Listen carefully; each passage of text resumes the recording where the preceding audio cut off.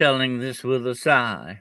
Somewhere ages and ages hence, two roads diverged in a wood, and I took the one less traveled by. That has made all of the difference. Get ready for the journey. It's time to take the road less traveled. Good evening, ladies and gentlemen. I am your humble host, Mr. Dennis Carroll, and this is episode 27 of The Road Less Traveled. Tonight, we're looking into the mystery of ghost ships and the mysteries at sea.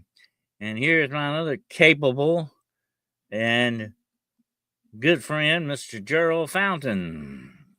How you doing tonight, sir? Good. How are you doing?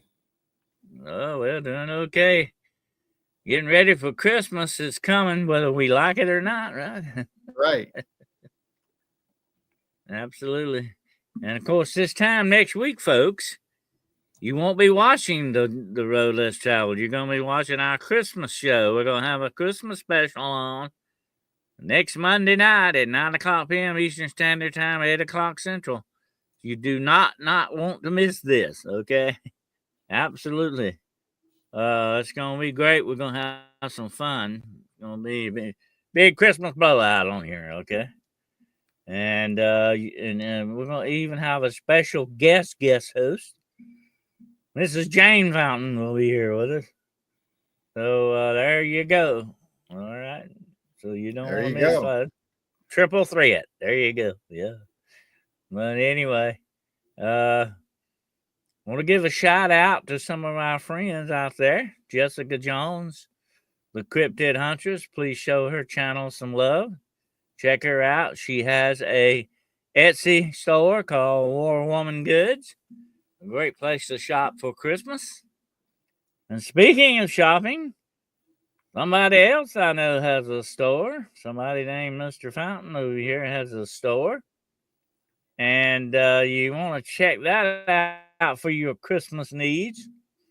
Absolutely, Gerald. I'll get that link put up here shortly, but definitely want to check out Gerald's store there. No personal checks though. Okay, no personal checks. Yeah. So this hoodie, I'm wearing a hoodie tonight and a baseball cap with our logo on it, and you can get it with the Night Owl Lounge or Chiro Sounds. Jane has her own logo and merchandise in there also. That sounds good. There you go. That's Midwest merchandise there, folks. That's the link. Go check it out. Tell them Dennis sent you, okay? I don't know if that'll do any good, but there you go. Maybe they won't throw you out, okay? Maybe they won't throw you out. Rough crowd. But check it out. And let's see. I'm looking at who all we got here in the chat room. I want to say hello. Well, there's Shiro. Hello, Shiro. How you doing? And Mary is in here, and Demaria. I hope I'm pronouncing that right. Demaria. But I need my glasses on. Anyway, Demaria and Kyle Smith. Hello, Kyle. That's my nephew, Kyle Smith, by the way. I adopted him. And let's see, with girl and her gone. We got the girl in here, okay? All right. There she is, Gus's mom. That's Gus's mom, yeah.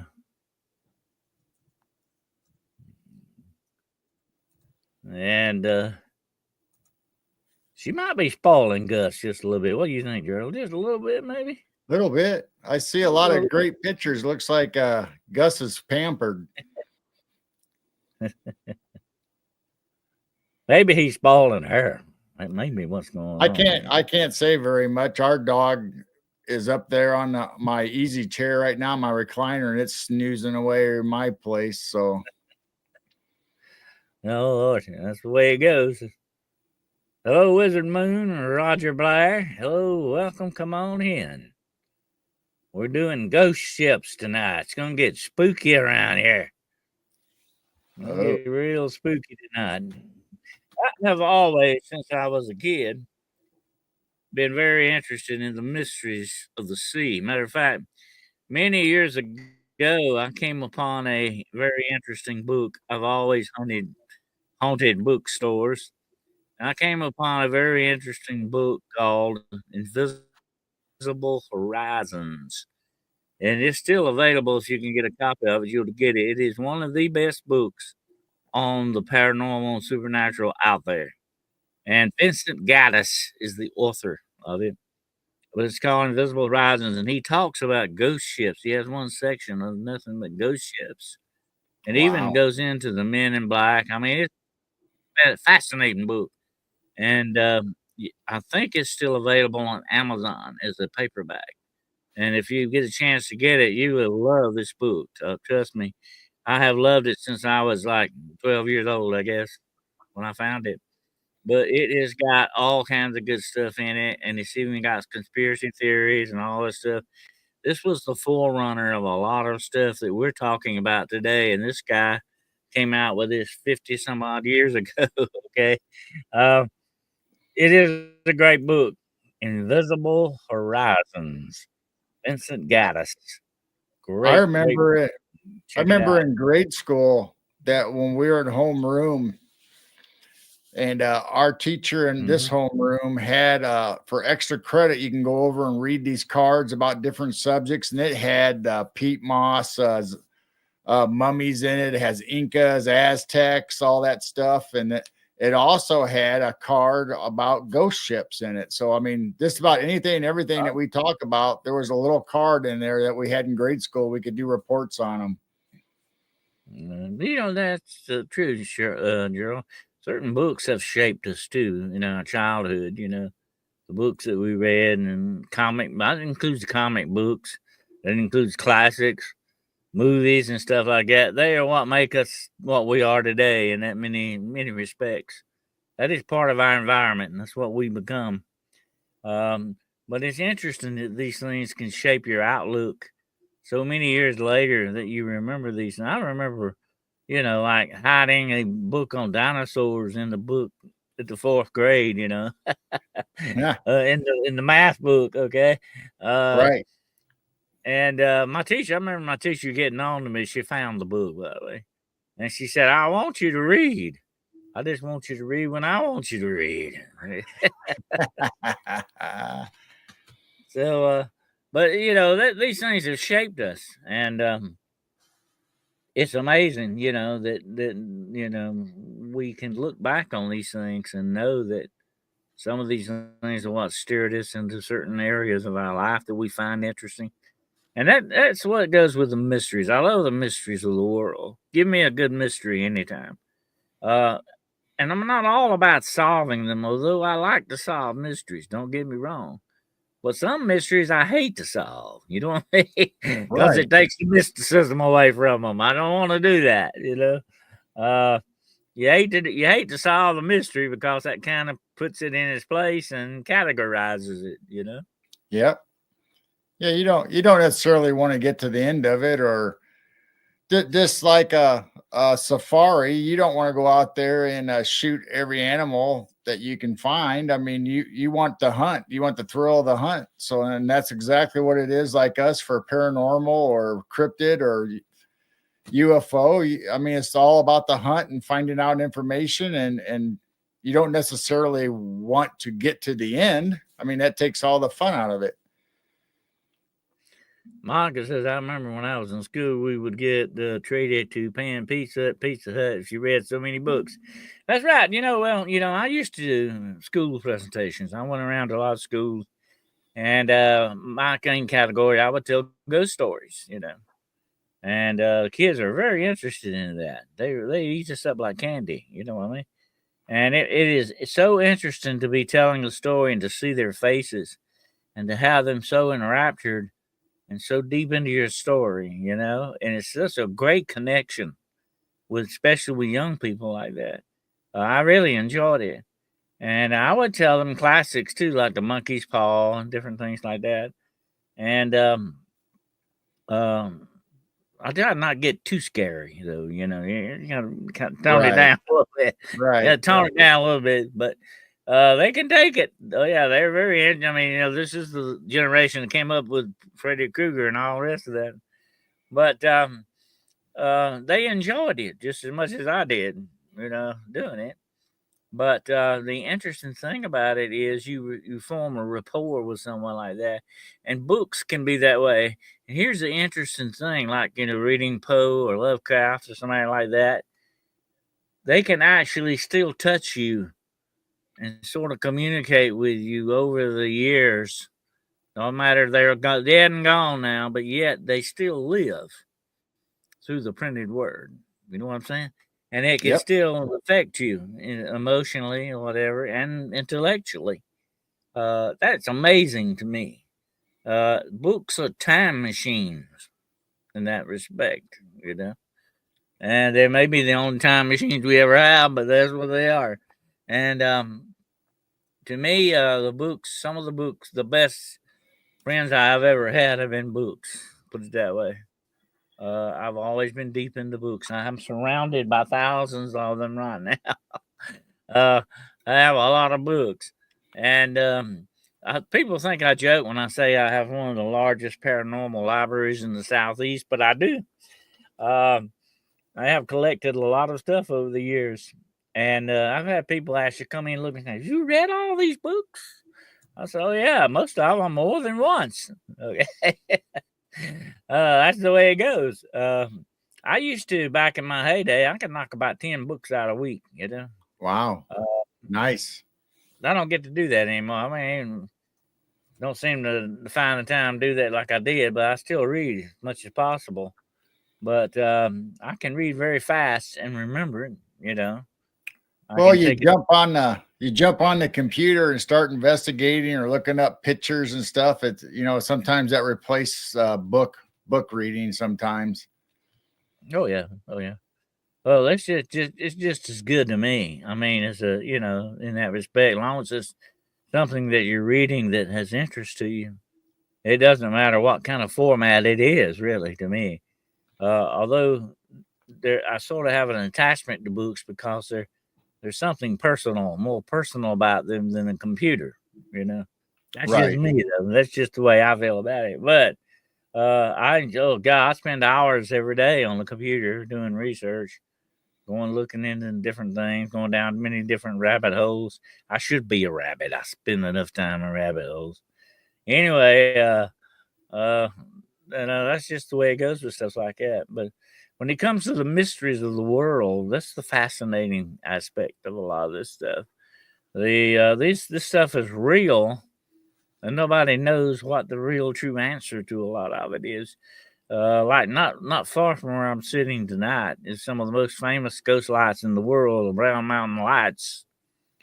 Um, I have seen them, and I would like to go back and see them again. That's how amazing it is. But nobody has ever solved that mystery. That's the interesting thing about it. And Right. scientists have looked into it, geologists have looked into it, historians, you name it, the whole gambit, and nobody can come up with an answer for it. That is a good mystery to me. I like that part of it. Nobody Absolutely. can solve it. Yeah, that's interesting. But when you look at the sea, when you turn your eyes to the sea has a mystery of its own. You can't see what's down under it. I've looked in the water and seen dolphins and whales and stuff like that, but there's so much you're not seeing there. You know what I'm saying? Right. And that's the mysterious part of the sea, is that it has that aura of mysticism and mystery around it because you can't see what's going on in it. But I remember what Captain Ahab said in Moby Dick, one of my favorite books. He said something very interesting. He said, "Look ye into the deeps at the everlasting slaughter that goes on there." Oh, And what he's referring to basically is, fish eating fish. That's the way it goes. Uh, that's the way the ocean has its own cycle of survival, and it has its own cycles of seasons. We don't really realize that, but certain areas of the ocean are much different than others. One of my favorite is the Sargasso Sea. You've heard of that, haven't you? I Oh know yeah, absolutely. that is wild. All that seaweed and wrecks that drift there. It's a graveyard for ships. That would I be remember. very interesting to I see. remember that on Johnny Quest. They always went. They always at the beginning they show the Sargasso Sea. Mhm. Oh yeah, yeah. That is very interesting. I think there was a movie one time about the Sargasso Sea where they actually had sort of like snowshoes, and they get out and walk on the seaweed. Remember that? Have you ever Wow. remember Yeah. that? I think it was something like Around the World or something like that. 80 days or something. Something was a movie like that. I forget now exactly what movie it was. It was sort of science fiction, but it was really good. But that was, there are places like that. The Hoodoo Sea, as they call it, the Bermuda Triangle, the Alaska Triangle. Most of it's over land, but some of it's over water. Some of it's over the ocean. You have these different areas all over the world where weird and strange stuff happens in the sea. Look at Lake Michigan and the Great Lakes. The Great Lakes is one of the largest bodies of water in the world, and it's like an inland ocean, really, in many aspects. And I think it does have a connection to the ocean. I think there's certain areas where it does actually connect with the ocean, but it has a lot of history. One of my famous wrecks on the Great Lakes was the Edmund Fitzgerald, which they recently found. You remember that? It's not been that long ago. They actually finally found it Yeah. exactly where it's at. Yep. Very famous shipwreck, and there's even a ghost story about it that people have supposedly have seen it in the fog on cold nights or something, going silently through the water and ringing a bell, having a bell, ship's bell or something that they would hear it ring. I So think. you have those stories, on a I, lot of the stuff that are seen, heard of, and talked about, especially very famous shipwrecks. I think all the waterways, especially the Great Lakes, I think they all have their stories that are individual to their area. Just like all the seas and oceans have their ghost ships and their stories. Hmm.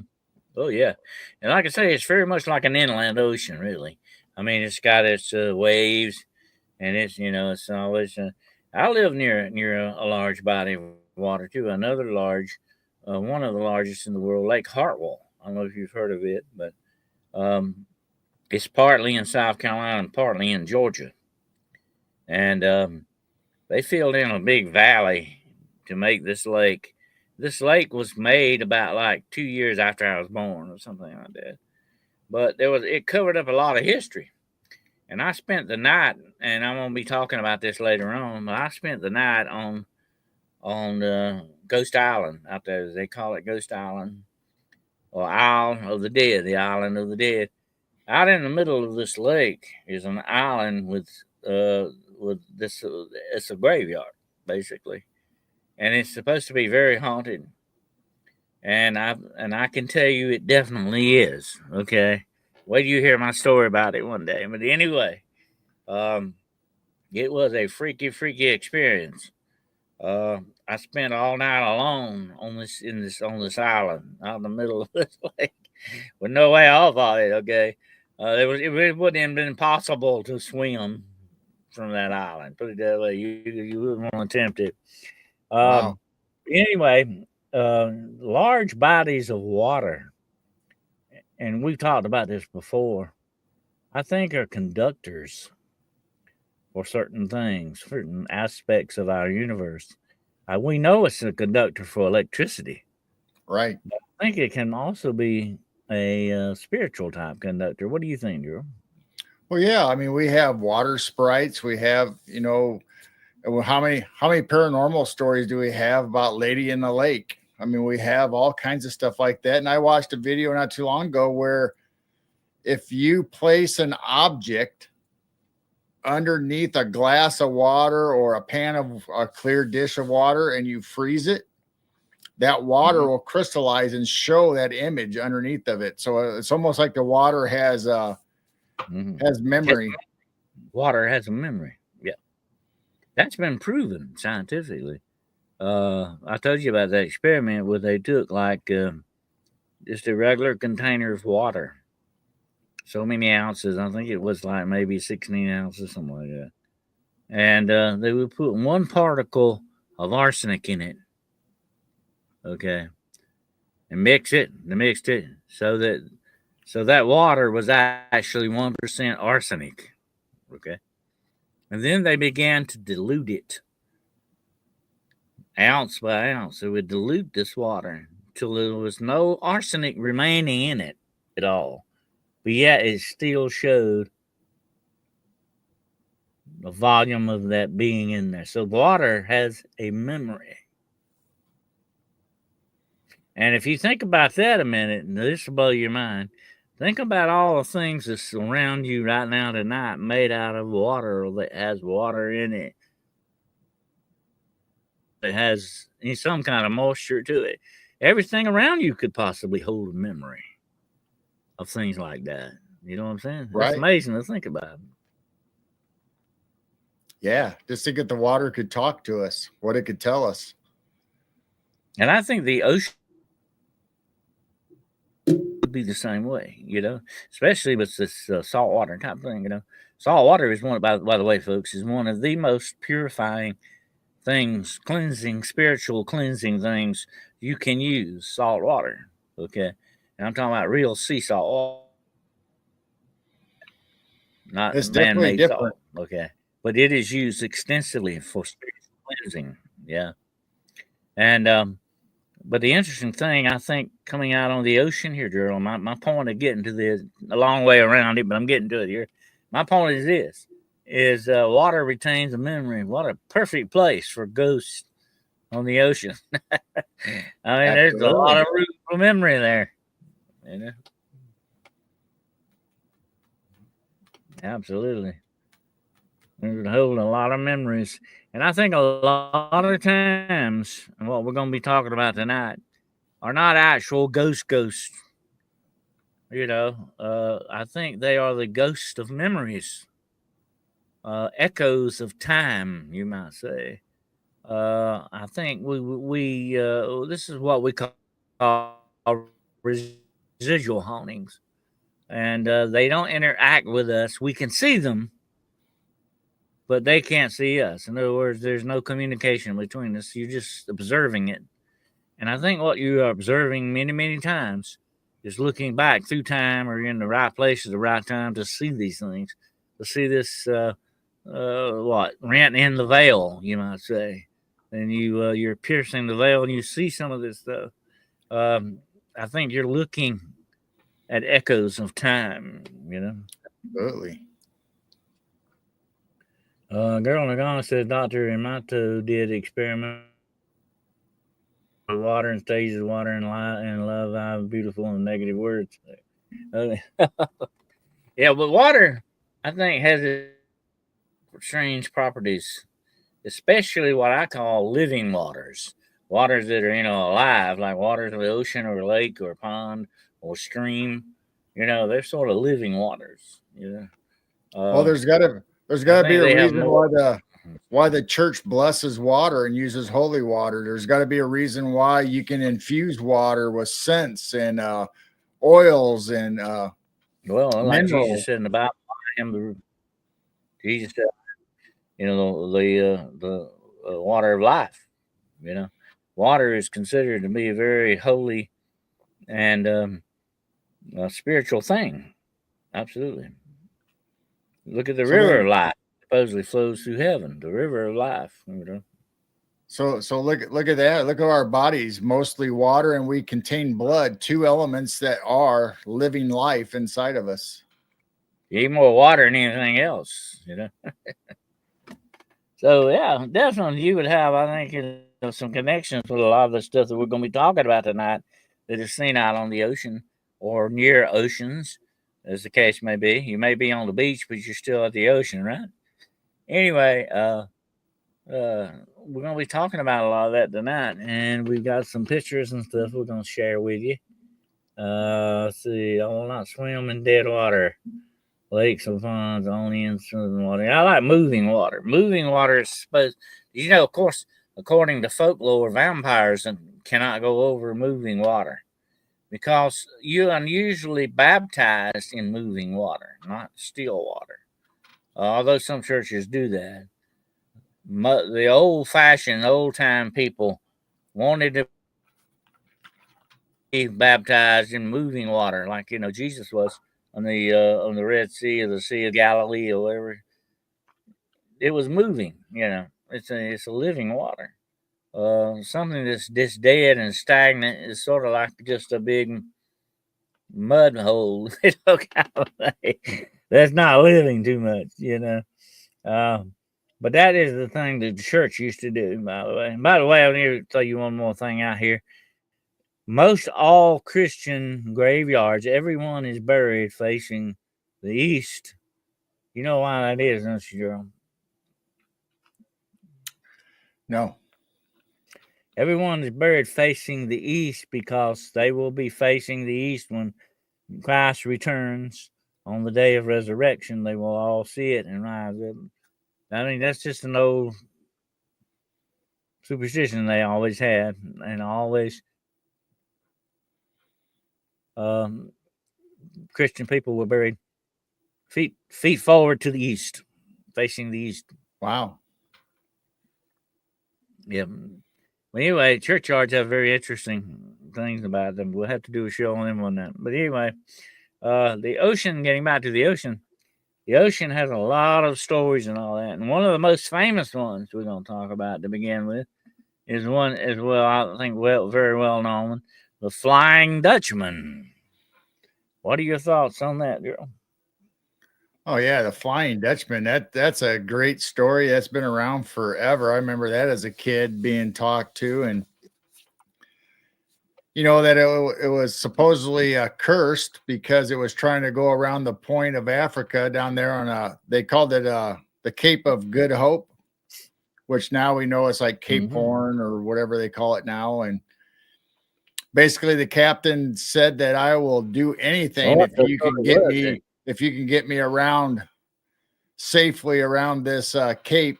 And that's how they ended up getting around the cape. But then they were doomed to never make port and stay afloat or out to sea forever. Yeah, that's what happened. Supposedly, he said, and I quote, he said, if God can't get me around the horn, then I'll take the devil. And supposedly he was cursed because of that, to forever sail the oceans until the day of judgment. By God, he was cursed to do that, and so that's why the fly and anyone that supposedly does a lot of evil on the ocean ends up on his ship. So he's not alone on the ship, supposedly. But it's supposed to be a horrible thing to see because it's over the water, flying over the water like, and it's on fire, and men on it are screaming and crying, but they can't get off the ship. Nobody ever gets off the ship till the day of judgment, supposedly. And then if you've ever watched, and I'm sure they have, 2006 Pirates of the Caribbean, Dead Man's Chest has the Flying Dutchman in it. Yep, they have. That's a very big part of the Pirates of the Caribbean movie there.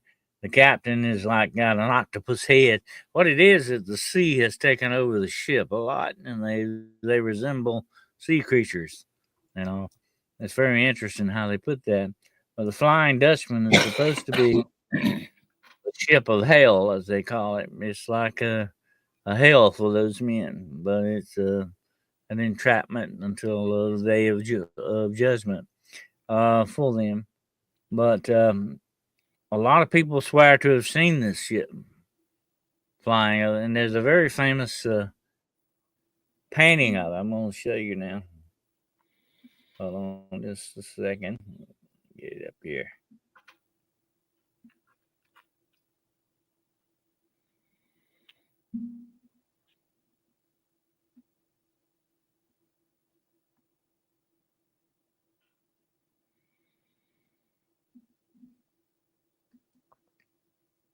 This is one rendition of this is a true ghost ship, the Flying Dutchman. Now there is a very famous painting. I thought I had that, but I don't. There's a very famous painting of. That's not it. Thought I had it, but I don't. Anyway, there's a very famous painting of this thing flying over the water. You know, flying. Right. It's just like maybe 50 feet above the water, something like that. And the reason why it's doing that, here's the end of the story of the Flying Dutchman, is that it's trapped between heaven and earth. It can't go on the earth and it can't go to heaven. In other words, it's trapped in its own hell between those two things. And sometimes they get to Yes. go to Davy Jones's locker. Well, now Davy Jones is locked. Now Davy Jones is the devil, by the way. That's the name devil that Seaman gave him. Davy Jones. Davy Jones locker means the very bottom of the ocean. But now the Pirates of the Caribbean changed that a little bit by having him go down, you know, all that. The real true Flying Dutchman don't do that. He's stuck above. I think the Pirates of the Caribbean had Davy the original Jones legend of it doesn't being captain of the Flying Dutchman. Yeah. Well, Davy Jones is the devil. By the way, that's his name. that's what the ocean guys give it. The sailors. Davy Jones is the devil, and Davy Jones's locker is hell. In other words, the very bottom of the sea, or whatever you want to call it.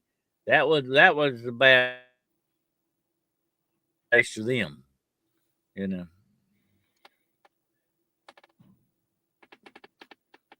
But that is the sad story of the Flying Dutchman. But if you look at like with this painting here, it is very much like a ghost ship, it's icy looking and all that. Now the Flying Dutchman is on fire, by the way, and it has flames that never burn up. But there is another ship very similar to that, and we're going to talk about it next, called Palatine Light. And I think this is the thing about it. This is somebody actually seeing the Palatine Light. The Palatine Light is supposed to be a ship that's on fire off of Block Island in Rhode Island, which is not far from our friend Brian Dominic's Montauk, Strange Montauk. As a matter of fact, it's across the harbor from it. So you could probably see Palatine Light from Montauk. Okay. We'll have to ask you about that next time we get him on. But that's what it supposedly looks like, a ship on fire. Here's another rendition of it. A ship on fire. And what happened was the ship called, and that now they call it the Palatine Light. But they call it that because it was full of German immigrants from a place called Palatine in Germany. The actual name of the ship was the Princess Augusta. And it is thought that there may have been the victim of wreckers. Now, wreckers would stay on the shore and lead a ship into shore and beach it, wreck it, so that they could steal all the stuff on it. And they would usually unalive everybody on the ship because they're sort of land pirates in that respect. Wreckers were bad guys, and there's the rumor that this was a victim of wreckers, and that they set the ship on fire, put it back out to sea, and unfortunately, there was one woman on it who was hiding on the ship, and she started screaming. They could hear her scream, supposedly. But when you see the Palatine Light to this day, and a lot of people swear to have seen it, that it does supposedly look like something on fire. It has utilating flames like to it, and some people swear they hear this woman screaming. Wow. But that's the Palatine Light.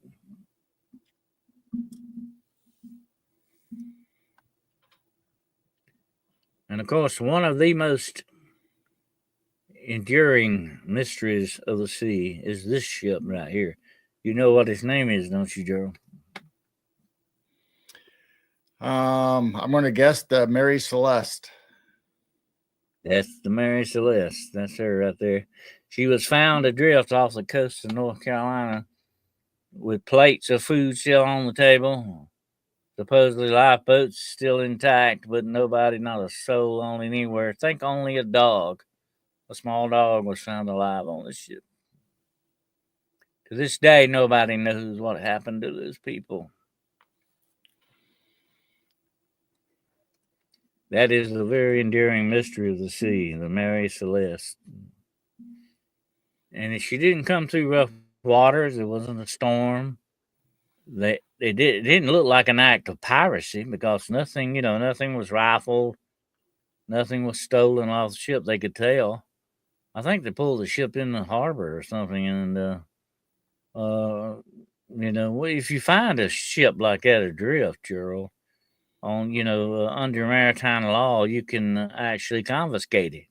It will belong to you if you find it. Finders keepers kind of thing. Right. Depending on where you find it. If it's in international waters, you can confiscate it. But if it's not in international waters, you have to turn it over to the port authorities. But I think the Mary Celeste was actually found in international waters, I think, or something like that. But there was a big board of inquiry about it, and it was judged unknown. Nobody knows to this day what happened to these people. Been a lot of theories. Did aliens kidnap them? Did mermaids get them? Yeah. A lot of stories about what happened. All, and I think there was supposed to be some over 100 people on board this ship. Wow. And by the way, it wasn't in the Bermuda Triangle, right outside, but it wasn't in it. See, I thought the Mary Celeste had the husband, the wife, the daughter, and 7 crewmen when it disappeared. Yeah, some of them, but I think it was a bunch of passengers on it, and it also had a lot of cargo. And I think whoever found the ship got rich off the cargo of it or something. But anyway, big. I think eventually the Mary Celeste was resold, and somehow or another it sunk somewhere. I forget now. Somewhere like Gibraltar or someplace like that where it sunk. It was finally the sea finally claimed the Mary Celeste. And I think most people probably would have never heard of the Mary Celeste if it wasn't for Arthur Conan Doyle writing about it in 1884. Yeah, he talked a lot about that. He was fascinated by that mystery. Yeah, I think he wrote a short story called J. Habakkuk Jeffson's statement, and it was all about the Mary Celeste. I was wrong. I do have a photo. Here we go. That is the Flying Dutchman. See, it's flying up in the sky like. Yeah, it'd come crashing down and sink your boat. That's a very famous painting of it. That's why it's called the Flying Dutchman. But that's it. Now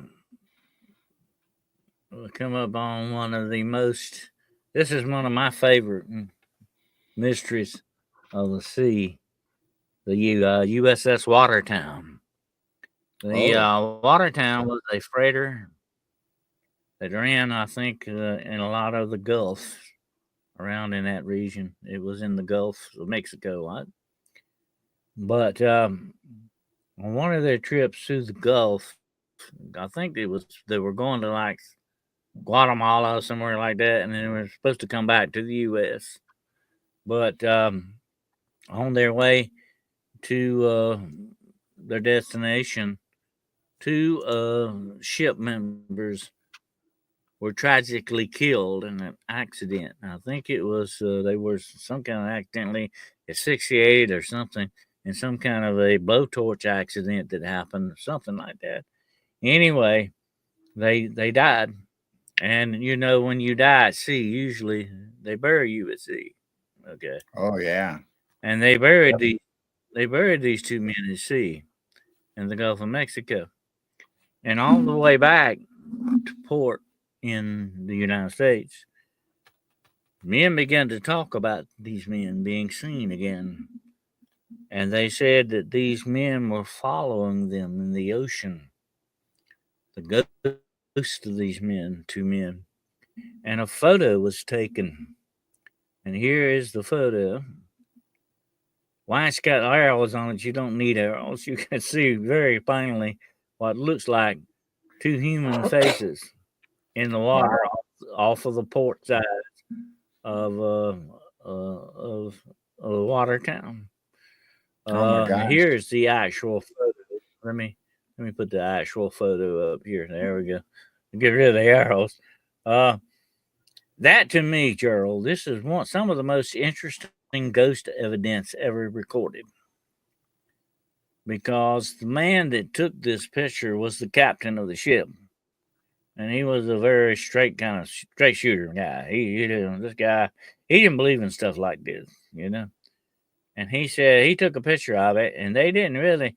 People saw it, but they didn't see the picture, okay? Because he took the camera, put it in the ship's safe, and said that's where it's going to stay till we get to port, and we get the film developed. They didn't see this on the film, okay, till later, but they said they could see this with their eyes, looking out the bow of the ship. There, you know, they could see these two men supposedly following. Then there's no way when you bury somebody at sea, you weight these people. You put a lot of weight on them, and it takes them under. Usually takes them to the bottom, you know. Right. That's where you go when you're ready to see. These men could not have popped back up like this and still be following the ship. That wouldn't happen. That's just, you know, far-fetched. What's going on here? What do you think about that?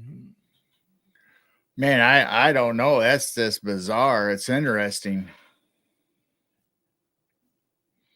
Of course, they say the survivors of the Titanic stayed afloat for a long time while it was sinking because they tried to get as far away as they could from the ship, the ones that survived. Yeah, there were a lot of dead bodies around. But now when you bury somebody, see, that's what I'm saying. You're weighted. You go under, you know.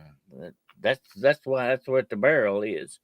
They'll either bury you with weights, iron weights on you, something like that will take you down. They don't want you floating around on the ocean, you know, because you're going to be food for the fishes anyway. Eventually, think about that next time you eat fish. Okay, yeah. I mean, come on. I have seen Chicago, what people look. I have it on. Here in Chicago, you get cement boots. Mm-hmm. Yeah. But I think one of the interesting things about this is that they correctly buried these people at sea. There was no reason for them to pop up, and still no reason to follow the ship. See what I'm saying? Ship was moving in a clip. Why would they, even if they did pop back up, why would they still follow the ship all the way from the Gulf back to the port? That was the weird. And on the way back, right before they got to port, they disappeared. Wow. I actually think I see a couple more faces in that picture besides those two guys. Mm-hmm. Well, that was, I think there's another snapshot of this, but it's pretty much the same thing. I mean, you're seeing the same thing. And this is not, people have have really analyzed this over the years. And he locked us in the safe so nobody could tamper with it, you know? And that was his number one thing. He said, if this is true and this is going on, I'm going to fix it so that nobody can tamper with this thing, you know? And that's what he did. Like I said, he was a real straight shooter about it. Anyway, they asked him later, what do you think about it, Captain? He said, I don't know. He said, it's just one of the things of the sea. I just don't know. He wasn't coming down one way or the other. He just didn't know what it was either. But people who have analyzed this over the years, have said this is not pareidolia. There is something in the water there. And it looks like people. That's all you can say about it. Now, to me, I think this is one of the most interesting ghost photos that exist. But the Watertown, the story, the mystery of the Watertown is one of the most famous mysteries of the sea. And now we come to another very interesting mystery of the sea, and her name is called the Queen Mary. And the Queen Mary has a reputation for being one of the most haunted things in the world. Okay. And I always wanted to spend a few nights on the Queen Mary just for the fun of it. I've always wanted to do that. But I got you a couple of ghost pictures from the Queen Mary here. Okay. This one was taken in the entryway on one of the hallways. Take a look at that. Oh, yeah. Yeah, I've seen that picture before. That is wild. Mm-hmm. And like I say, you don't need arrows on this one. I like pictures you don't need arrows with. Okay. That is very interesting. And now this one's a little bit. I can't bring this one up for you. I wish I could. I could zero in on this one right here in this section, right in here, right in the middle part. You can see some type of an apparition, but you'd have to blow this up bigger. And unfortunately, I couldn't do that. I can see it pretty good on my screen.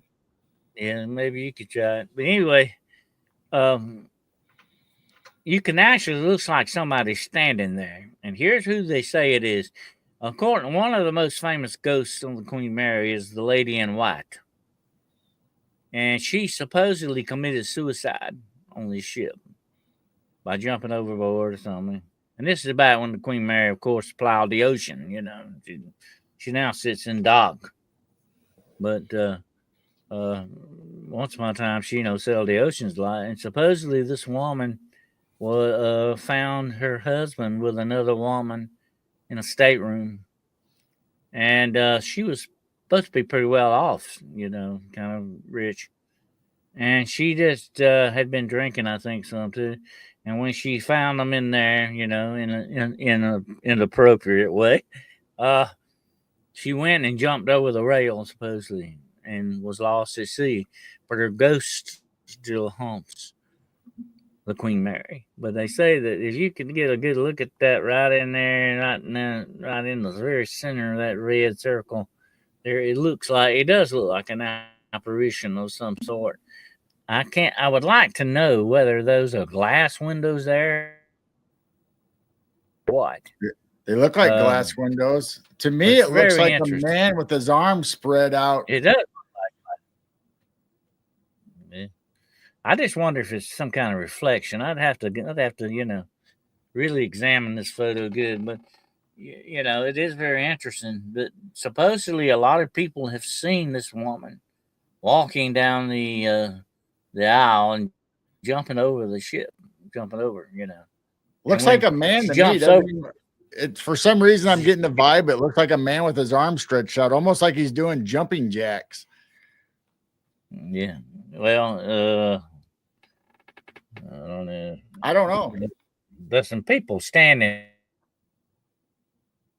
there, but what they're doing, I can't tell you.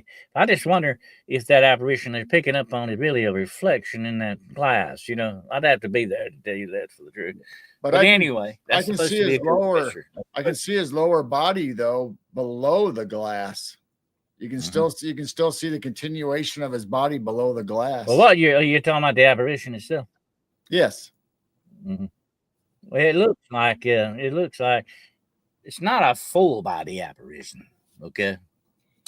But it's like somebody is materializing standing there. But like I say, I'd have to know what kind of glass and if that's some kind of doggone, reflection. Because I'm going to tell you something, Gerald. I found this out to be true in all of my years I've investigated this stuff. You got to be very careful around glass, windows, and stuff like that because these things can fool you that way, especially lens flares. Other things can happen. I have a lot of people swear they're seeing ghosts and they're seeing spider webs. You know, that's the part. You know, there are spiders, by the way, that are called wind spiders, folks. They ride the wind. They're little bitty, very tiny little spiders, but they have good webs, and they ride the winds. That's why they call them wind spiders. And they don't attach their webs like regular spiders do. They use the web sort of like a trapeze artist. You know what I mean? And that thing will be hanging down, and it will move in the slightest breeze. I had somebody argue with me one time. You could see this was clearly a spider web. They said, "Oh no, it's some kind of apparition he's doing." I said, "Look, even the bush that's under there is not moving." I said, "Well, that doesn't prove anything because these spider webs move in the slightest breeze. I mean, it can be nothing that you could feel, but these spider webs move with it." I have had that happen many, many times watching video. Believe me, I've spent hundreds of hours looking at video, and you get to kind of know what you're looking at after a while here, folks. Okay, absolutely. And a lot of this stuff can be explained, but some of it can't. And like I say, you've got to be very careful about reflections, flashes of light. I have all the best pictures I've ever took did not have any kind of flash or anything to it. You know what I'm saying? You have a much better readout on something that doesn't have a flash because flash does what, Gerald? Distorts stuff big time. You know what I mean? Yeah. I would like to know how that was took, what it is, and if it. What makes me suspect about that is those people standing over there. You see the people standing over here on the side? Right. And if they're standing in front of glass, that could easily be somebody's reflection. You know what I'm saying? But anyway, Absolutely. I'd have to check it. But anyway, I like to spend a couple of nights on the Queen Mary. Absolutely. Why don't we do that, Gerald? Let's fly out there and check it out. Now, was the Queen Mary or the Queen Mary II in World War II, where they used it as a hospital, or World War I even? I think maybe. Oh yeah, it's got a lot of history to it. That's why it's supposed to be so haunted. It was a hospital, and it had a lot of war people. A lot of the casualties were put on ship. It has a very varied history to it. And so there's supposed to be a lot of ghosts. There's a ghost of a captain that's seen on there. The list goes on and on and on. Like I say, it is one that's supposed to be one of the most haunted spots on this earth.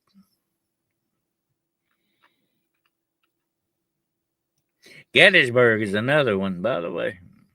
Yeah, absolutely. I've always wanted to go to. Yeah, I've always wanted to hang out at Gettysburg. I want to do a doggone investigation at the Alamo. I've always wanted to do that. I like to spend some nights at the Alamo to see what would happen. But anyway, a lot of great people were at the Alamo. Mary. Now I'm out of pictures. I'm out of photos, Jerry. I'm gonna let you take over here. Oh, you got some photos? Yeah, I do. Let me take this one down here. Hold on just a second. I thought I took it down, but I didn't. Okay, there we go. So I got a couple at the beginning, or just generic, kind of what you had. They're not really necessarily any ships. They're supposed to be showing what a ghost ship may look like. So this is evidently a photo of a frigadier or a brigadier ship in the fog. Mm-hmm. And then we talk about Arctic ghost ships, and we're going to talk about the Bacino. And the Bacino was actually sent out. Let me think. It was trapped in Alaska in the ice. So it's almost like it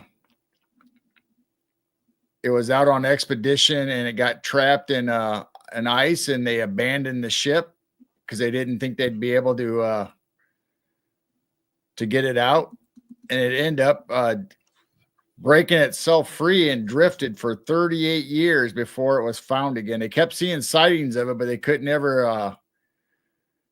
So that's them out there trying to clear it by hand. Some of the ice, or trying to. Could you imagine being there and trying to clear that ice out by hand? That's a big ship. But anyway, they abandoned it, like most of these ghost ships were. Somehow they've either shipwrecked or they got abandoned, and then they all of a sudden take off and they break free and they're loose out in the oceans. And this one did it, and it traveled for 38 years before they were able to lasso it and pull it into a harbor.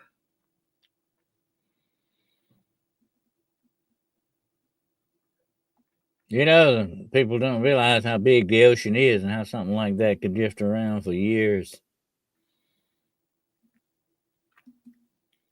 And then next up is the Cyclops.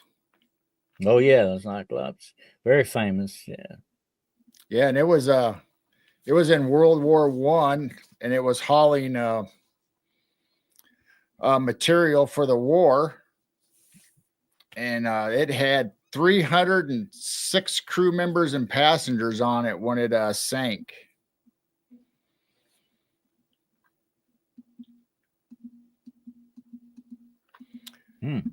That is one of the mysteries of the Bermuda Triangle, the USS Cyclops. Very much like the lost what was the name of that? The ships, the lost. I can't think of the name of it now. There's 5 torpedo bombers, torpedo ships. Oh yeah. The Lost Squadron. Yeah. And then this one might be familiar to you. This is an edition of the Daily Times. Says Ghost Ship Met Foul Play, and this is talking about the Carol Daring ship, which was off of the North Carolina coast. Mm-hmm.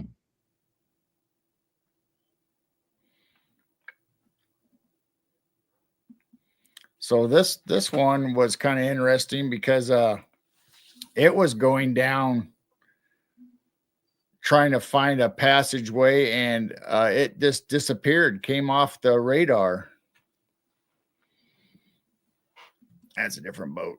I need to go back to this one. So this one was traveling and just became missing. It was supposed to report to a port at a certain date, and it didn't make it. But the strange thing is, another ship from Texas, the Hewitt, was coming the opposite way, and it disappeared. So they're kind of wondering if the two ran into each other and they both sank. Well, Gerald, there's been a lot of contention over the years that some of these ships sailed through portals and disappeared. What do you think about that? I mean, they very well could have. I mean, we just talked about how spiritual water is and how they have water sprites and all kinds of stuff associated with it. So who knows? Perfect conduit for stuff like that. Absolutely. And I could see portals opening up over water or attached to water or something like that. Wouldn't surprise me a bit, really. Really, probably encounter them on the ocean more so than you would even on land. So this one is the Johida, and it's basically the same thing as the other one, that it became trapped, and then they abandoned it, and they don't know if it was they found it, and they don't know if it was pirates or whatever happened to the crew and the members on it, but they were all disappeared, and it was 600 miles off course from where it was supposed to be on its charts compared to where they found it. So it has been a drift or something weird happened with it. Yeah, almost as if it teleported somewhere. or sailing through a portal might take you somewhere else, hundreds of thousands of miles away. But this is a picture of it in rough sea that somebody took. So you can see him standing on the edge of the opposite side of where it's listing to. The Joyita. Very famous. I remember reading a lot about that. I think there was like 2 people on board that. I'm trying to think. There was 2 naval officers, right, or something like that. Yeah, I can't remember exactly. There wasn't a lot of people, I don't believe. There might have been different stories of different times when this boat's been out. But they like disappeared for no reason. I mean, there was no reason for them to leave the ship. The ship had a little water in it, but not nothing to be alarmed about. No, it wasn't going to sink. Very famous. I remember reading a lot about the Joyita. To this day, they can't figure out what happened to those 2 men. And it's very much like another mystery of the sea, Gerald. I know you've heard about those 3 men in that lighthouse. Yeah, absolutely. Yeah, that's very strange. And so it's very likely one person could have had an accident and fell in the water, but 3 men, that's very strange. Right. I think it was in Scotland, off the coast of Scotland, something like that, or the lighthouse. But he was way out in the North Sea, or something like that. But he was in a very desolate place. And the only way to get to this lighthouse, I mean, there was no way to get on or off of it. It was only by ship. Wow. To this day, nobody knows what happened to those 3 men. So you talked about the Mary Celeste, and this is what I found in the Mary Celeste, but we kind of have a little different in stories. These are the 3 people that were on the boat. It was the father, the Benjamin Briggs, and the mother was Sarah, and the daughter was Sophia, and there were 7 crew members. At least the story that I read online. Well, this is supposedly the only picture ever taken of the Mary Celeste. I guess that's what I saw. Was also worried about the crew mutineers, on the crew itself. But I think the lifeboats are still intact, don't they? You got to ask, how did people get off of it? Did somebody take them off, or what? Right. So it was supposed to be going from New York to Italy. I was thinking about the Cyclops of the 100 people. Yeah, it was only about there were 7 people as far as what I heard. Like that. It wasn't that many only on the Mary Celeste. But like I say, they don't know what happened to those people. Why would they have left a full rig ship? There was nothing wrong with the ship. Why would you the leave Mary the ship? Celeste was supposed to leave New York and go to Italy, but it never made it. And according to records, that it disappeared on November 25th, 1872.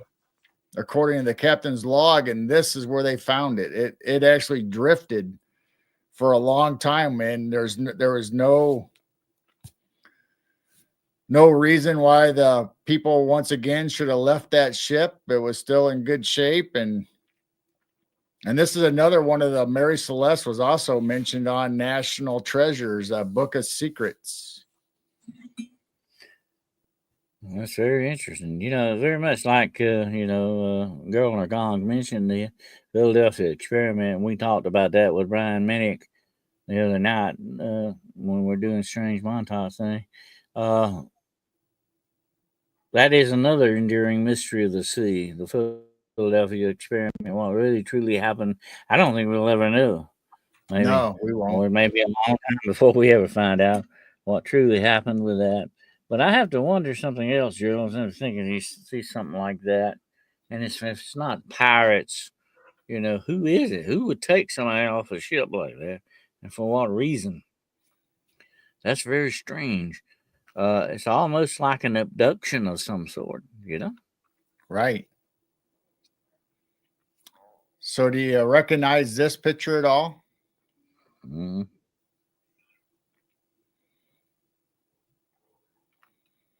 This is the carving on the Resolute desk. Oh, yeah. So there's a famous picture of John and JFK sitting at the Resolute desk, and there's John poking through the hidden door, which is this door right here. You can see the hinges on it. But the reason that this, I want what's to tell that? you this. I went to a museum. It's not that far from where I'm at right now, where John C. Calhoun's mansion is. And, you know, John C. Calhoun was vice president for a while, you know. And anyway, he has a desk in his study. Since you're talking about desks, this desk was made from wood of old Ironsides. You remember Ironside? Right.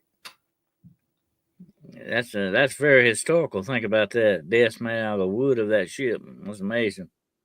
So that's very similar to this story. The Resolute, the HMS, which is British for their fleet, Resolute disappeared in 1855 and was found 1,200 miles away. Mm-hmm. And when they found it adrift, they actually took the boat and they restored it, and then they gave it back to Queen Victoria.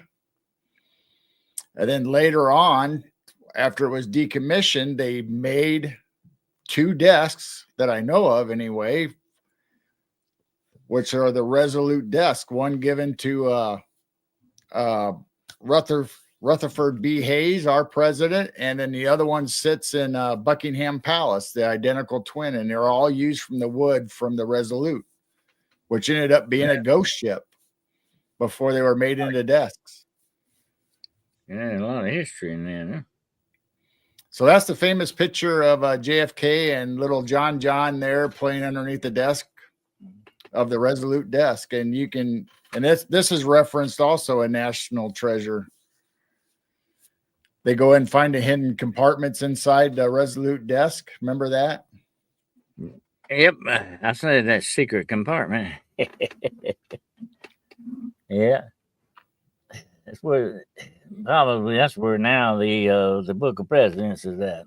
Yeah. Yep. So they took it out of the Library of Congress and hid it back in the Resolute desk. If I don't know if anybody can read that, the steamship SS Valencia.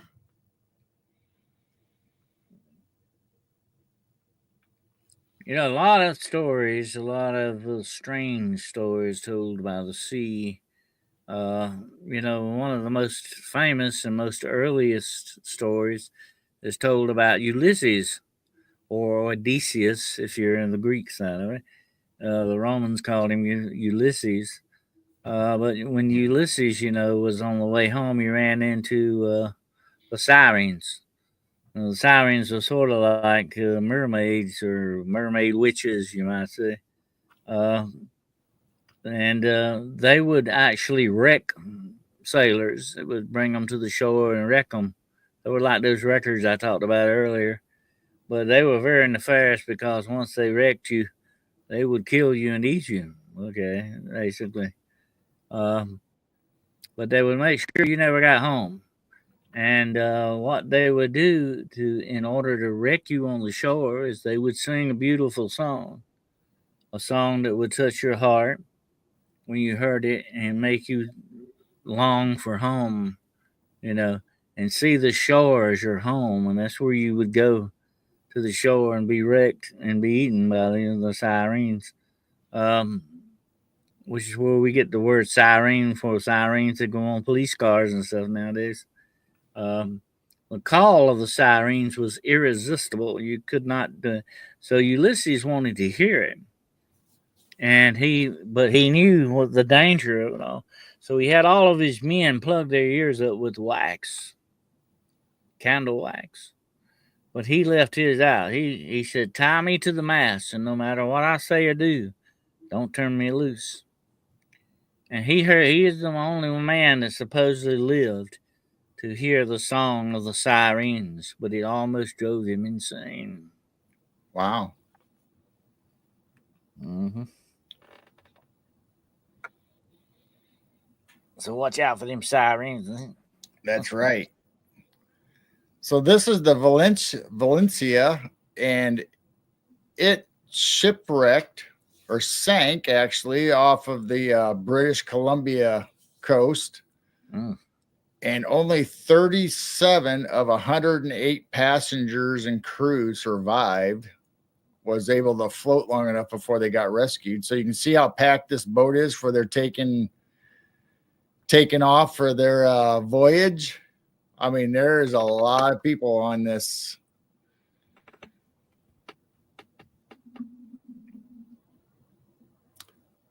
And then supposedly, just like some of these other ships, supposedly the ones that sank or became missing have been spotted on the waterways or the oceans or the seas, you know, where they're like ghost ships where they think they see it, but then when they get to the area, it's gone, almost like a mirage. But they keep seeing these ships over and over, especially the ones that had fatalities and people that died at sea. And sometimes ships even have, like, the captains or crew members from sunken ships show up on cruise ships or other ships that enter that area where they sank. And it's almost like an apparition, like you were just showing on Queen Mary, where they would show up on somebody else's ship. But yeah, think about it, Gerald. That would have to be very, very eerie experience. One dark night in the fog and past something like a ghost ship, you know, and no life on it. Maybe the bell making a noise, or just the waves, you know, and that would have to be one of the eeriest experiences you could ever have. To pass a ghost ship in the fog one dark night like that. Absolutely. A lot of people, it would take a lot of courage to leave your ship and get on that ship and see. You know, you might not get back off again. But somebody would have to go over and check the ship out. You know. There's quite a few movies where people, you know, where the plot is where they go and find an abandoned ship, and then there's all kinds of ghosts or demons or something on that ship. Yeah. There's a reason why it's a ghost ship, right? That's absolutely right. Yeah. So this is the Watertown. I don't know if if everybody can see that name there on the side of it.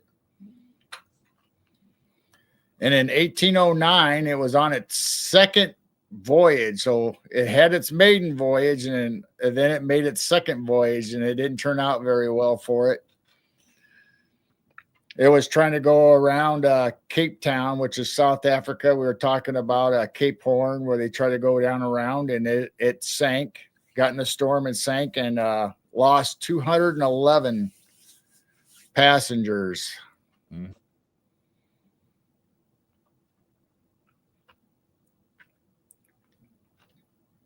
So that's how long it is. And the other picture kind of shows better how massive it is. I mean, they almost compare this to like a Titanic, not quite as big as a Titanic, but at one time this was a pretty large vessel to be out there, and it obviously sank during a storm. But there's just so many stories out there of sunken ships or ghost ships afloat or adrift for no explanation. You heard that, that story about that man said his grandfather tried to warn everybody, about the Titanic, that it was going to sink. He, warned them and warned them. So finally, they wouldn't listen to him. They wouldn't pay any attention to him. But he kept warning them. So finally, they threw him out of the movie theater.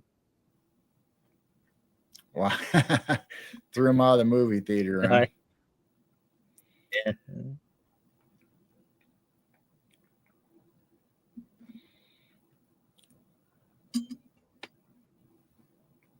But you know, that there was a Twilight Zone episode about that. You remember that? The guy was trying to warn them that the ship was going to be attacked, and they wouldn't listen to him. You know, and he Right. blew up, and then and he's back on that ship again. It's like going over and over and over again. He was trying to warn them, but they never listened to him. And then I think they had another one uh, similar to that, where they found a guy adrift in a lifeboat, and he's got like a life preserver from the Titanic on that lifeboat. Uh, and the guy I think says that can't be because that was like 80 years ago. How can this guy be drifting around in the lifeboat from the Titanic? You know, that was very strange. But I think that was another one of those Twilight Zones that had to do with time and space. You know. But like I said, there's a lot of weird and strange things happen on the oceans, right, Gerald? That's absolutely right. So next time you go to the beach or go on a ship or something, better watch yourself close there. Make sure you don't run into the Flying Dutchman or the sirens to try to get you or whatever. Be very careful. Well, there's so many stories, legends attached to it. Sea monsters. You know, I was reading today about the sea monsters that are talked about in the Bible, by the way. A lot of sea monsters have been sighted on the oceans. And that includes the kraken and the giant octopus and on and on and on. Right. A lot of stories about that. And here's the thing about it: there's so much ocean out there. It could be anything in that ocean, and you wouldn't know it. And I saw a movie not long ago about I can't think of the name of it. I would recommend it to you. It was a very good movie, but they actually run into a mega shark, Wow. and yeah, and there's like one living, and it turns out there's two of them, and there's a pair of them, Oh, and they wow. have to go through. They go through a lot of trouble trying to catch this thing, and what one guy wants to kill it and bring it back or something. Anyway, the mega shark was a monster. When you think about this thing, it ate whales like nothing. Was it like a That's big. Megatron? Mega something. Megatron. I can't think of what the name of it is. It,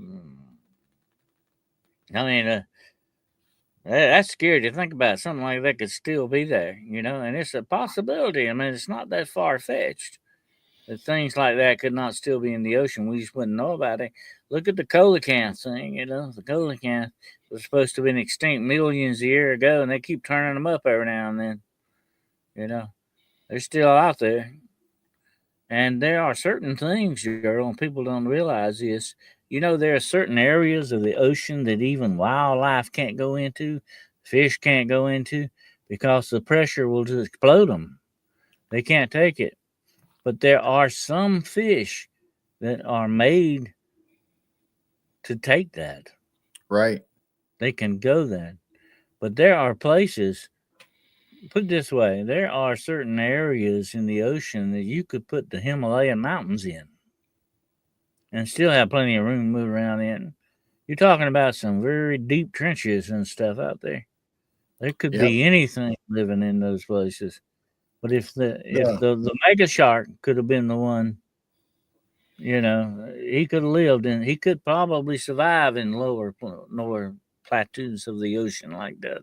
Right. That's The weird thing is you don't have to be on an ocean or a sea to have a great disaster. Here on Illinois, they had paddle boats going up and down the river, and there was disasters of paddle boats where they blew up or they sank and people lost their lives. And just to bring up, well, there's very much things like that with the paddle wheels. Remember those? The paddle wheel boats on the that's what I was Mississippi? talking about. They had a bunch of them going. Yeah. There's a lot of ghost stories told about them that people still see them plying the river, you know, when they've But I been mean, gone for 100 years. here we Yeah. have in Chicago the Eastland disaster that had more passengers than the Titanic. There was 2,500 people died on this boat. It was on the Chicago River, and it was supposed to be taking family members to a 4th of July festival across the waters, and it sank. It listed. They didn't even get out on the waters. That's right at the dock, and it listed and capsized, and 2,500 people passed away, and that was on the Chicago River, so it wasn't even a sea or an ocean. Anytime you get around water, you got that possibility, you know. Oh yeah, I mean you got disaster in the making there if you're not careful. So it doesn't matter what size body of water you're on. Water is very treacherous depending on what situation you're going through. Mm-hmm. That's very true. That'd have been, like I said, you know, I said this before. When you go to the ocean, when you're out on water, whether it's the ocean or the lake or whatever, you're out of your environment. You know, you got to be very careful. Whenever you go out of your environment, whatever it may be, you got to be very, very careful because you can get unalive real quick if you're not, you know, if you don't, not on top of your game. You know what I'm saying? You better be very careful and you better understand what you're dealing with. Just like right now, if I were to take you, Gerald, and drop you in the middle of the wilderness in Washington State somewhere, you better know how to survive. That's right. Know? You better be on top of your game or you ain't going to make it. You'll be food for the bears or Bigfoot or whoever, whatever turned up. You got a bad situation because you have been taken out of your environment and put in another, you know, what I would call a hostile environment, by the way, for that matter. And so is the ocean. You know, it's just like that, too. Right. Out in California and the West Coast, there's actually people that live in the forest, or they just walk away from society, and that's where they live. And you know, another thing, girl, you see this in movies. I see people swimming to the shore and getting to the beach. That's not usually, you're not able to do that. You've got riptides most of the time. You know, you'd have to be a very excellent, almost Olympic type swimmer to make it to the shore in some of these places. Okay. Because of the riptides and stuff, you know. I've experienced those. I've been to the beaches and all that. I've experienced riptides. You got to all remember, riptides are there, and you're going to encounter stuff like that. So what you see in Hollywood, people slowly making it to the shore and all that, usually ain't real. It's usually a whole different story. Wow. It's almost as if the ocean, the water is working against you. You know, it really is in a way like against you. You got to remember, whenever you run up against anything like that, you got to be very careful how you handle it. You better know what you're doing. Like I say, there have been excellent, perfect swimmers who have drowned. You know, it happens. Yes, it does. Mm-hmm. Well, that was all the pictures and stuff that I had to share, Dennis. So the last one, like I said, was Chicago, which is up right there with the disaster of the Titanic. Yeah, that was a very terrible, terrible day on that. For that, definitely. This has been a fascinating show. Ghost ships are always interesting. And like I say, the mysteries of the sea will always be kind of calling to us because they are some of the truest mysteries that mankind has ever faced. You know? Whenever we go out on the ocean, and what the Bible says, you know, about that, it says, you know, to those that the special blessing on those who go down to the sea in ships. And that's very true because when you go out on the sea, you don't know if you're ever really coming back, you know? Kind of like a trip to Walmart, you know? You don't know if somebody's going to get you on the way back on that, you know? And that's the way the world is becoming. But the sea is very hostile in that, really, you know? Just like the desert or the forest, wherever you're at, it's kind of hostile to you. You got to remember that. And that's just part of this life, this universe that we live in. These things are that way. That's just the way they are against us. They're working against us. So we've got to be on top of our game and be very, very careful whenever we go out on that. Hello, Cryptid Huntress. Good to have you here, dear. Yeah, hi, Jessica. On the show,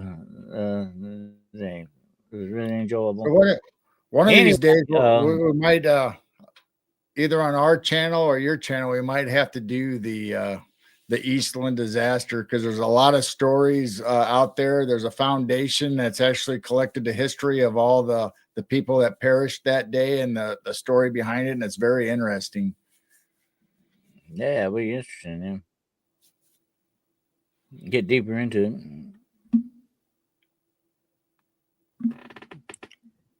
Russell says there are some entities that are bound from crossing water. The underground waterways concerning written. Well, yeah, vampires supposedly cannot cross running water. Witches supposedly cannot cross running water.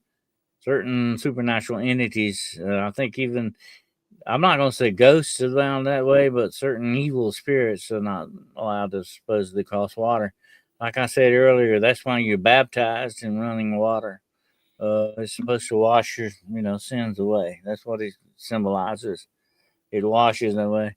And there are many magic spells that are done that require you to put certain things in running water. List goes on and on and on. Well, water plays a big factor in our lives. Of course, we can't live without water. Okay, we can go long. You can go a couple of weeks without food, but you ain't gonna make it that long without water. And that's why I tell people a lot. What we need to do, and we need to prepare for. I don't care what, if it's just a natural disaster or an attack or whatever, but we need to prepare. We need to have plenty of water always on hand.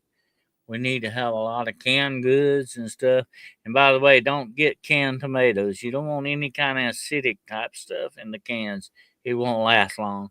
You want stuff like beans, potatoes, stuff like that will last long in cans, okay? But we need to get this stuff up, and we need to have it ready. We need to have at least a 6-month supply of this stuff, at least. And if you can get MRIs, get them. Absolutely. Yep. MRAs or whatever they call them. I'm sorry. I just wanted to call them meals ready to eat. MREs, I think, or something like that. MREs, yeah. Yeah, MREs, that's it. Military term. MREs, get you some of them. They are good to have on hand. All you do is add a little water to them, you're good to go, man. You get beef stroganoff and all kinds of stuff. It's pretty good, they say. But you need that. You need that stuff on hand. We don't know what we're going to face in the future. I hope it's a good future. I hope we have a nice, rosy future with roses coming up and everything and daffodils blooming, but I don't see that happening. I'm sorry, but I think we have, bad times ahead. And we need to prepare for that. We need to be ready. Just like when you go out on the ocean or you go out in the forest, you got the stuff you need on you in your backpack, That's what we need to be in our houses. We need to have that stuff ready. We may have to barricade ourselves in our houses one day. You know what I mean? You never know what's coming down the line. Especially when the zombie apocalypse happens. Yeah. Yeah. As a matter of fact, I've got my zombie loads for my gun just in case. But anyway, you never know. I mean, we do not know what the future holds. But the way things have been running here lately, it's probably not going to be good. Okay, I hope it comes up daffodils, but I don't expect that to happen. But we have a lot of stuff hanging over us that we haven't had before. We've got a lot of We've got a lot of bad actors who have power they shouldn't have. We've got a lot of bad people out there, and they can drastically change our world in a heartbeat. And we got to understand that. Yep. Yeah. So have food, water, shotgun, and a sword at your hand. That's what I'm getting from all this. Put it this way, you could live without toilet paper, but you ain't gonna make it without the water, okay? That's the way it's going.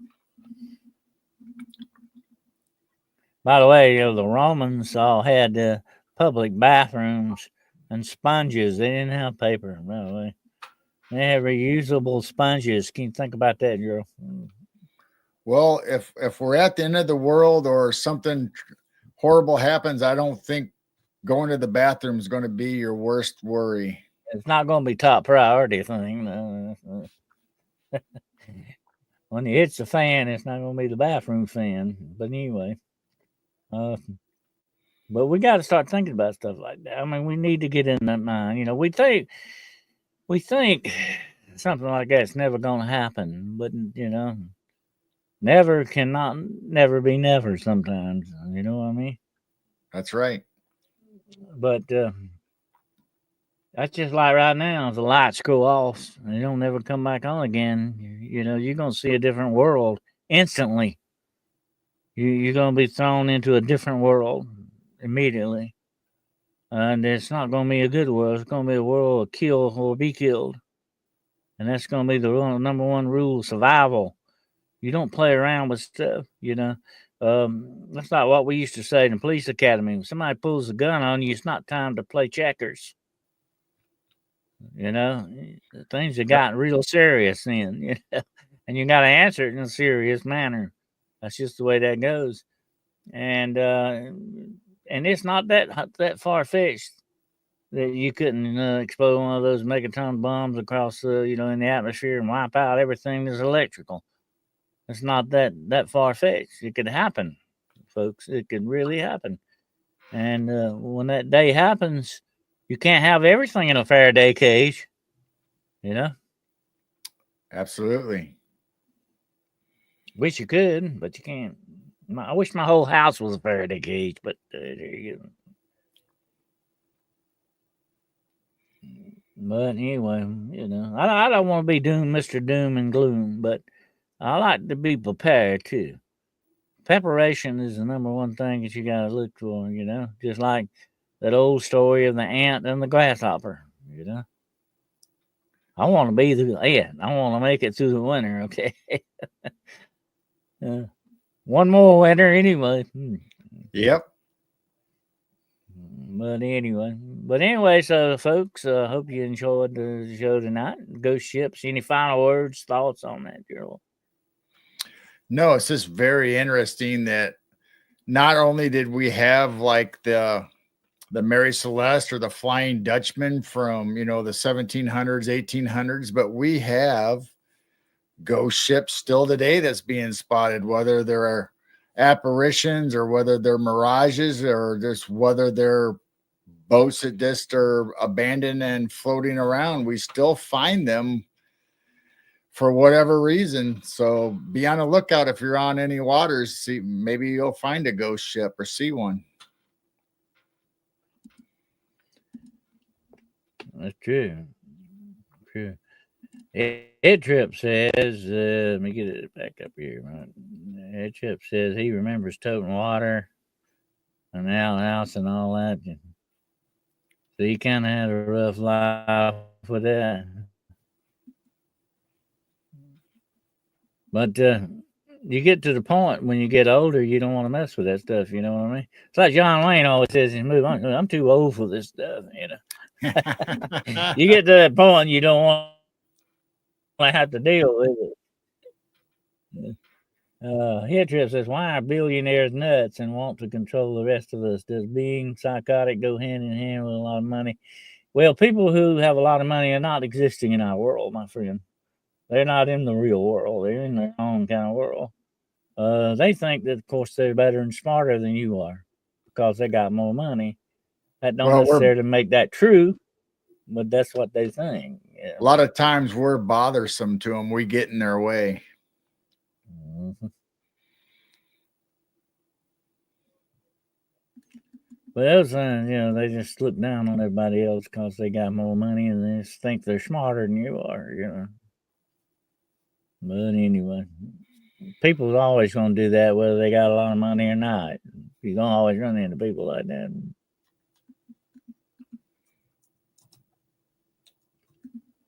Let's see.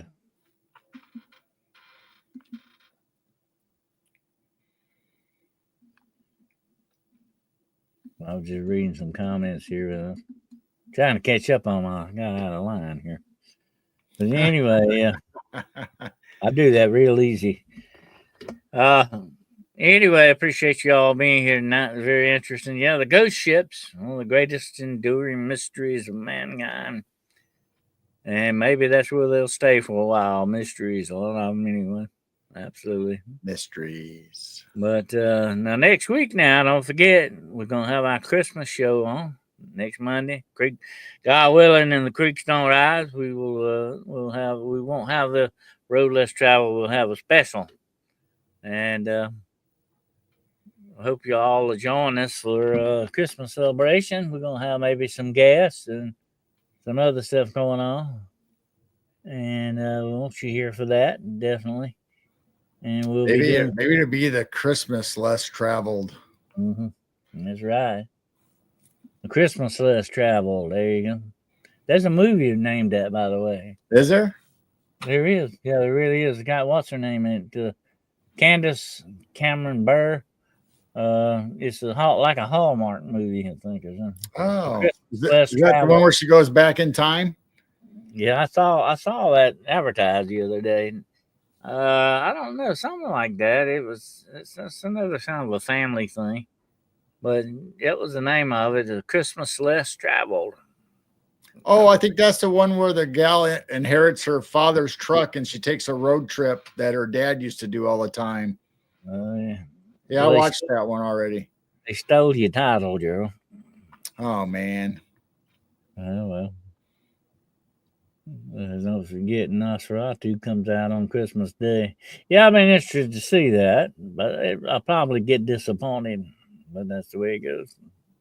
The original Nosferatu, although it is silent, is a work of art.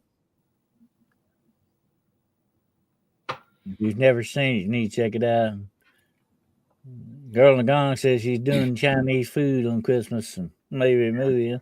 Chinese food is good. That'd be a good choice. We used to do pizza once in a while on Christmas. I have to get some of that Chinese turkey. Yeah, like the Christmas Story. Christmas goose. It still has a head on it. There you go. Chop the head off. Just smiling at me, you know. Yeah.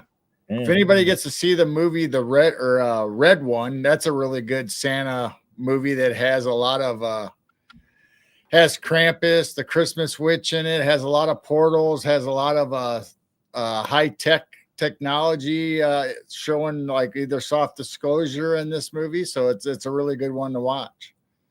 Speaking of portals, Gerald, funny you should mention that. Ursula, I think, mentioned it as well. The Vatican's going to open some portals, supposedly. Right, 5. Yeah, well, there's been a lot of talk about that, and these are supposed to be spiritual portals. That might not be good, you know. Yeah, we'll have to see what comes out of that, but right. Might be they should leave that alone, but we'll see. Them popes are always doing something. Well, here's the thing about it, and I've told this to other people before. We talked about this with Ouija boards. You know, Ouija boards are opening the door. Here's the thing about it. Whenever you open the door, you never know who's on the other side. That's the problem. You know, I just happen to think that, you know, we keep hearing stories about the last pope. Is that why we're going to have the last pope? Because he opened up 5 portals that he should have left alone? Well, I don't particularly care for this one, but he might be the last one. Actually, the last pope will be, supposedly, according to biblical prophecy, will be the false prophet. He will be the last pope. When that will be, I can't say that for sure, but that's part of the prophecy thing. Matter of fact, I think Danielle was talking about that. Oh, by the way, folks, Danielle and I will be doing 2 shows a month from now on, and she's invited me to co-host with her a couple of shows bi-weekly or monthly, I guess you would call it, 2 times a month. And so you'll be looking for that on Tea Time with the Duchess. Okay. Wow. Very nice. My friend Church Lady watches all the Christmas movies. church lady, aren't you special? Yeah, isn't that special? I always loved that character. That was a good one. That was back when Saturday Night Live used to do stuff. Now it's just a political hack thing. Now They just Dana Carvey was just on Saturday Night Live and brought the church lady back for episode. no, was it? I hadn't seen him in a while. Christmas popcorn, yellow shape, smiles. Christmas story. Pope Francis is a disgrace, in my opinion. He has gone too far with his radical ideas. I agree with you on that. He's trying to appease the wrong people, the wrong way. I wouldn't watch the live portals opening. That's just me. That's a good idea or not, too. I don't think. You just, let me put it this way, and like I said this before, I'm not going to get into that tonight, but when you participate, you can participate just by watching. So be very careful what you watch. You don't want to be a participant, okay? And you can easily fall into that if you're not careful, okay? Just my thoughts. Right. Aren't we entering a Jubilee year? I think so, something like that. We are also getting closer to be assimilated by the technological aspects of our world. They want to turn us into the tech, and that ain't good. But anyway, Yeah. appreciate you all being here tonight. Show, Dennis. It's fascinating. Absolutely. And so, what have you got planned for this week, Gerald? Well, let's see. We'll have the Night Owl Lounge on Wednesday, and that'll be 10 p.m. Central. Then Sunday, we're going to have Cisco from Journey Through the Gate will be on, and we'll probably be talking something around about Christmas, whether it's Christmas ghosts or something, or some kind of story about Christmas. And then we'll be back here Monday for our Christmas special. Well, that sounds good. And actually, I'm going to have Vic Condiff as a guest Wednesday night on Hunting the Shadows. You do not want to miss this, okay? Vic Conniff's a great guy. I enjoyed it. I've been as a guest on his show once. And we're doing a return the favor here. And I hope we're going to have us a great show with him. So check that out Wednesday night. And we'll go hunting the shadows with Mr. Condiff. Yeah. What do you think about that? Yeah. Good storyteller. Lots of information. Has lots of reports of dogmen. And Oh yeah. I got some interesting stuff I want to ask him about dog, man. I want to get his opinion on, but it should be an interesting time, definitely. And I will probably be doing the very famous ghost story for this year. I'll probably do it on a video or something. I will be doing the Mistletoe Bride. Okay? Oh yeah, yeah, a very famous Christmas ghost story. I will be doing that. Who knows? I may have some other special stuff coming along. Right. See what happens. Okay. Just watch out for those Yule cats. There you go. Make sure you got the right clothes on. Okay. Make sure you got your clothes on, period. Okay. But it might get a little chilly if you don't. Absolutely. But thank you there. We'll put that up. That's my channel thing there and my Patreon. And don't forget Gerald's store. He's got a store. Yeah. Store. That's right. I always like that Singuli, And he says, my store. I got a store? Yeah. When did that happen? But I always like that part where we don't take personal checks. So, Get hit by a rubber chicken. There you go. I got one right here somewhere. I always wanted mine signed with his autograph on it, just in case. But anyway, anybody All plays right. movies is okay in my book. Absolutely.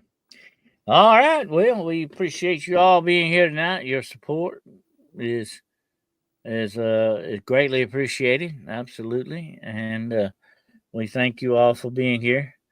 And watch out for those ghost ships out there. And if you do run into one, call us. Okay, we want to That's know. right. We want to know about it. Let us Absolutely. know. And absolutely. And we appreciate you. Hopefully, you'll drop in on our Christmas special. If not, I'm making a list. Okay. And I may be checking it twice here. Okay. Uh-oh. I got a list of names here. You know that, don't you, Gerald?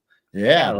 I got a list of names here. Okay. I'm pretty sure I've been on lists before. Probably still was.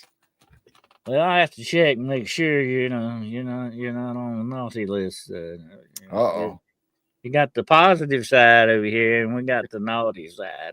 Depends on which day you remote view me.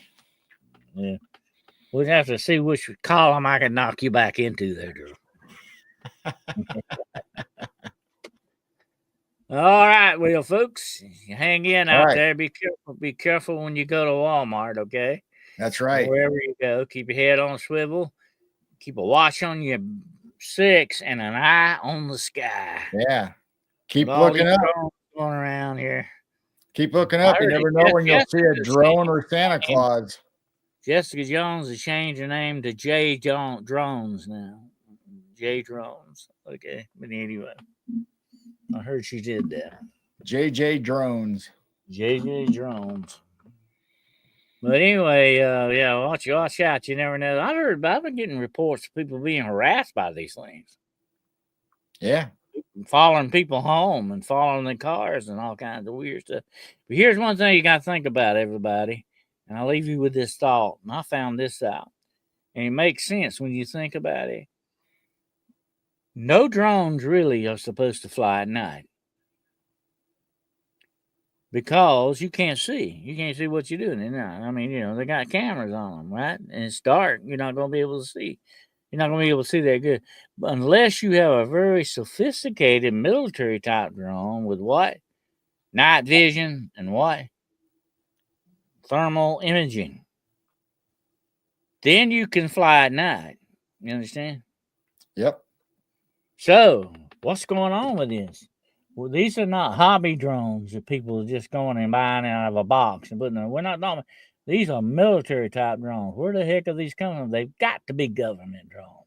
I would think and if so. they are government drones, why are they not telling anybody? I have heard the theory that they're looking for some lost radiation, radium or something. I don't know. They're not telling us the whole story. And that's what disturbs me greatly, okay? I don't like for people to keep secrets like this. It's not right, but that's the way they operate, okay? And like I told you this before, they're not going to be upfront. They're not going to share their power. They're not going to tell their secrets. They're not going to let their power go because that's where their power lies, in their secrecy. That's out of one of my favorite movies, Too Many Secrets, out of the movie Sneakers. Mm-hmm. Oh, yeah. Yeah. And let me tell you something else, okay? Our Creator has promised us that one day everything is secret will be made known. What you whisper now in the closets will be shouted on the housetops. All this is going to come out one day. Well, I don't know if it'll be in our lifetime, okay? I don't know about that, but it's going to come out because it's fixed that way. And I talked about this the other day. I believe, without a doubt, that God has given us a little bit of this information as time goes on. He's giving us inroads into this. He's not throwing it all on us in one time because we couldn't take it all in at one time. You understand what I mean? Yep. Well, we're getting a little bit, we're getting insights on this. We're getting soft disclosure for a reason, friends. Don't forget that. We are getting soft disclosure for a reason. It's coming from many different areas. And it's coming from unlikely areas like Hollywood, The Simpsons, and all this other stuff. But it's being put out there for a reason. And it's, I think, a good reason. In my opinion, it is anyway. You may have a different opinion than me, but I think it's good. Because evil works and thrives in what, Gerald? The The shadows. dark. Yeah. And once you Yep, we drag them gotta. into the light, once you drag it into the light, it takes its what away from it? It takes its power away from it. Yep, can't survive in the light. That's right. All right, folks, that's enough philosophizing for tonight. But I will turn you loose now, let you get back to what you need to do there and do your very important Christmas shopping and whatever you're getting from me and Gerald here. That's right. And that's right. And we'll let you get back to it. Yep. We appreciate you being here tonight, and may all your roads be less bumpy and a whole lot less potholes in it, okay? But when you take the road less traveled, you never know where you're going to end up, all right? All right, until we get together again, then, friends, happy trails and Godspeed. Bye, everybody.